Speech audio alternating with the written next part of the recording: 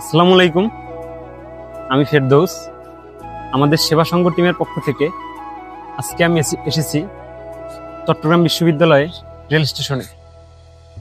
এখানে যারা পথশিশু আছেন, সুবিধাবঞ্চিত আছেন, সেবা সংঘ টিম চিন্তা করছে তাদেরকে একবেলা খাওয়াবে। তো তাদেরকে খাওয়ানোর জন্যই মূলত আমার এখানে আসা।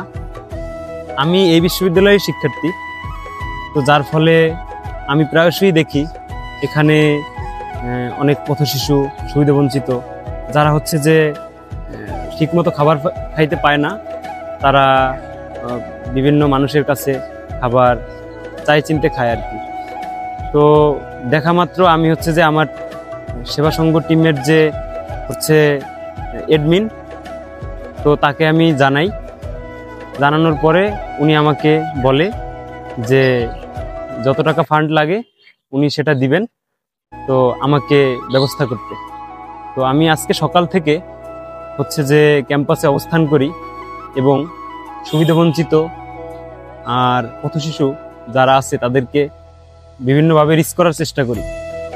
তো আমি খুব একটা মানুষ রিস্ক করতে পারি নাই, যে কয়েকজন রিস্ক করতে পারছি তাদেরকেই খাবার খাওয়াইছি। তো রিস্ক করতে না পারার একটা অন্যতম কারণ সেটা হচ্ছে যে এই ক্যাম্পাসে যে শাটল ট্রেন, সেটা হচ্ছে অফডেতে নির্দিষ্ট 2টা শিডিউলে চলে, 2টা বা 3টা। অন্য অন্য সময় দেখা যায় 14টার মতো শিডিউল থাকে। তো যার ফলে ওই শহর থেকে যে পথশিশুগুরা হচ্ছে যে এখানে রেল স্টেশনে আসে, তারা আজকে আসে নাই।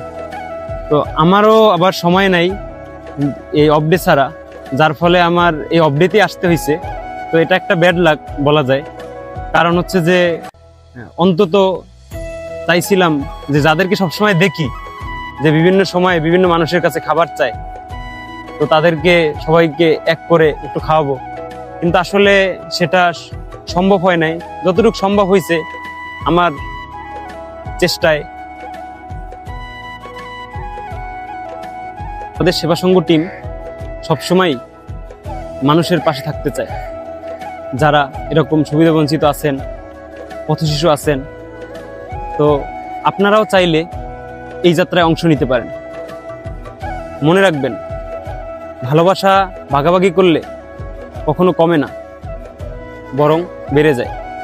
আপনার আমার সহযোগিতাই হতে পারে এই পথশিশু এবং সুবিধাবঞ্চিত মানুষের মুখের হাসি।